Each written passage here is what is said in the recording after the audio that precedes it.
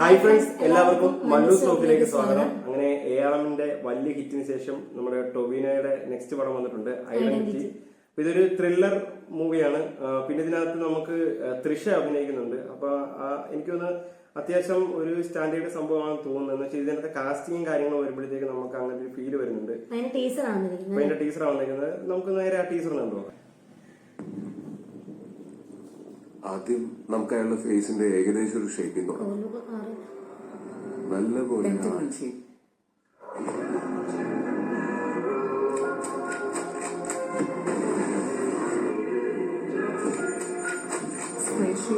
താഴെ ഒരു fifth corner പോലെ നീണ്ടു നിൽക്കുന്ന ചിന്നായിരുന്നു അയാൾ. Like A pentagon.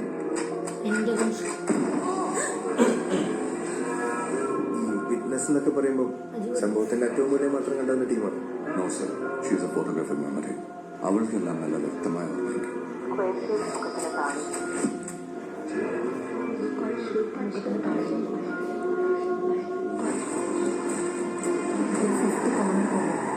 ആഴ്ചകൾക്ക് മുമ്പ് കണ്ട ഫേസ് റീക്രിയേറ്റ് ചെയ്യാന്ന് പറയുന്നത്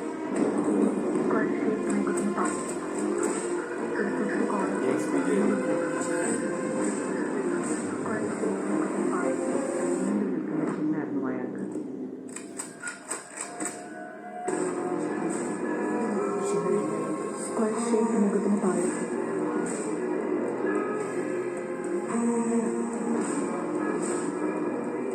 Where is Aaron Sandler?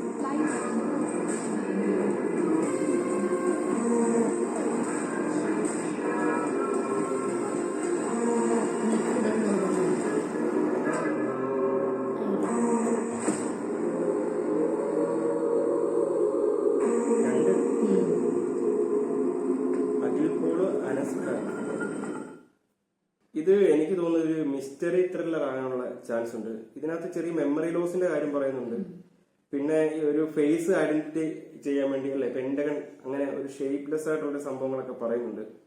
അപ്പൊ പിന്നെ ഇതിനകത്ത് നമുക്ക് എടുത്തു പറയേണ്ടത് ഇതിന്റെ മേക്കിംഗ് ആണ് അല്ലെ. മേക്കിംഗ് എന്ന് പറഞ്ഞാൽ നമ്മൾ സത്യം പറഞ്ഞാൽ ഇത് ഒരു നോർമല് ഇപ്പൊ ഇത് ഇതിനകത്ത് ചേസിങ് സീൻസ് കാണിക്കുന്നുണ്ട്. പിന്നെ സിനിമോട്ടോഗ്രാഫി ഒക്കെ കിടിലാണ്. നമ്മൾ